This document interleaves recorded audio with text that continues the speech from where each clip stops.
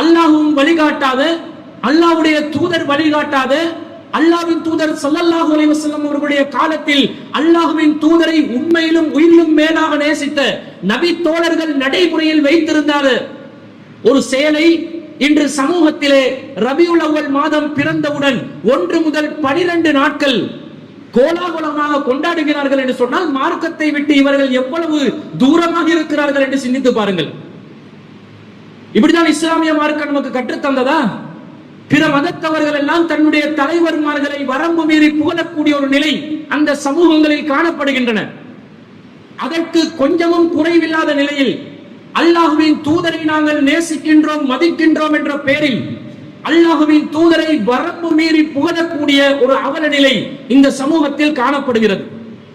அல்லாஹ்வின் தூதரை உண்மையான முறையில் நேசிப்பது என்றால் என்னவென்று தெரியாமல் அல்லாஹ்வின் தூதரை அல்லாஹ்வுடைய இடத்திற்கு கொண்டு போய் வைத்து சிறுக்கின் உச்சகட்ட சிறுக்கை செய்யக்கூடிய ஒரு நிலை இந்த சமூகத்தில் மிக பயங்கரமாக நடைமுறையில் இருப்பதை நாம் பார்க்கிறோம். எந்த அளவுக்கு இவங்க வச்சிருக்கிறாங்கன்னு சொன்னா, இந்த சுபஹான மௌலிதுடைய வரிகள்ல முக்கியமான ஒரு வரி என்ன சொல்லுவாங்க தெரியுமா? குல்லு சுரூரி பதா பிஷரில் மௌலிதி, எல்லா சந்தோஷங்களும் மௌலிது மாதம் ஆரம்பித்து விட்டால் வந்துவிடும் அப்படின்றாங்க. அப்படிதானே? சந்தோஷத்துக்காக தானே கொண்டாடுறாங்க. மௌலிது மாசம் வந்துச்சுன்னு சொன்னா சந்தோஷங்கள் ஆரம்பித்து விடும் என்று சொல்கிறார்கள்.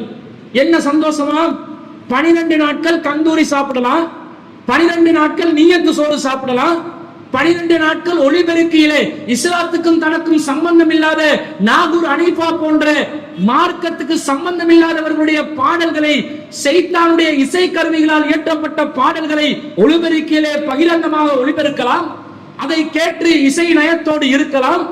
ஆண்களும் பெண்களும் சகஜமாக மௌலூது மீலாது விழாக்களில் கலந்து கொள்ளலாம், சந்தைகளை நடத்தலாம், அதிலே கேலி கூத்தாட்டங்களை வைத்துக் கொள்ளலாம். இதான் சந்தோஷங்கள் என்று நினைக்கிறார்கள். உண்மையிலே இது சந்தோஷமா? குல்லு ஷுரூர் என்று நான் சொல்கிறேன். இது எல்லாமே தவறான சைத்தானிய செயல்கள் என்று நான் உங்களுக்கு சொல்கிறேன். மார்க்கத்தில் இப்படி சொல்லப்பட்டிருக்குதா? இந்து சமுதாயத்தவர்கள் எப்படி 12 நாட்கள் பஜனை பாடி தங்களுடைய சந்தோஷங்களை வெளிப்படுத்துவார்களோ அதை அப்படியே காப்பி அடித்து கொஞ்சமும் குறையில்லாமல் 12 நாட்களே இவர்களும் தெரிவு செய்திருக்கிறார்கள்.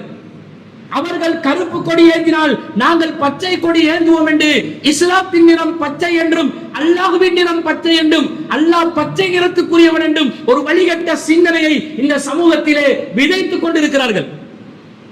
அவர்கள் விபூதியை பூசினால் நாங்கள் அதற்கு கொஞ்சமும் குறையில்லாமல் சந்தனத்தை தடவை கொள்வோம். நீங்க நெத்தியில பூசுறீங்களா, நாங்கள் களத்தில் பூசிக்கொள்வோம் என்று ஏட்டிக்கு போட்டியாக மாற்று மத கலாச்சாரங்களை பின்பற்றக்கூடிய ஒரு சமூகமாக இந்த சமூகம் மாறிக்கொண்டிருக்கிறது. நபிகள் நாயகம் ஸல்லல்லாஹு அலைஹி வஸல்லம் அவர்கள் என்ன சொன்னார்கள்? மன் தஷப்பஹ பிகௌமின் ஃபஹுவ மின்ஹும், யார் பிற மத கலாச்சாரங்களை பின்பற்றுவார்களோ அவர்களும் அவர்களை சேர்ந்தவர்களே. இஸ்லாத்துக்கும் எனக்கு ஒன்றும் சம்பந்தம் இல்லைன்றாங்க ரசூலுல்லாஹ். அப்படி இருந்து கொண்டு இவங்க இப்படி வரம்பு மீறி செயல்பட்டா எப்படி கேட்டா, அந்நபியு அவுலா பில் முஃமினீன மின் அன்ஃபுஸிஹிம், இந்த நபி மூமின்களுக்கு தங்களுடைய உயிரினும் விட மேலான ஒரு நபியாக இருக்கிறார் என்று சொல்லி நபி மேல நேசம் இருக்கிற மாதிரி காட்டுவாங்க. ஏன் இந்த மௌலூது வரிகள் சஹாபாக்களுடைய காலத்துல இருக்கல, அவங்க ரசூலுல்லாஹ் நேசம் கொள்ளலையா? தாபீன்களுடைய காலத்துல இருக்கல, அவங்க ரசூலுல்லாஹ் நேசம் கொள்ளலையா? தபூ தாபீன்களுடைய காலத்துல இருக்கல, அவங்க ரசூலுல்லாஹ் நேசம் கொள்ளலையா? சலப்புகளுடைய காலத்துல இருக்கல, ஹலப்புகளுடைய காலத்துல இருக்கல, 10 நூற்றாண்டுகளா இருக்கல, சமீபத்தில் 3 நூற்றாண்டுகளுக்கு முன்பதாக ஏற்றப்பட்ட இந்த பாடல் வரிகளை பாடினால்தான் அல்லாஹ்வின் தூதரை நாங்கள் நேசிக்கின்றோம் என்று அர்த்தமா? எங்க கொண்டு போறாங்கன்னு பாத்தீங்களா?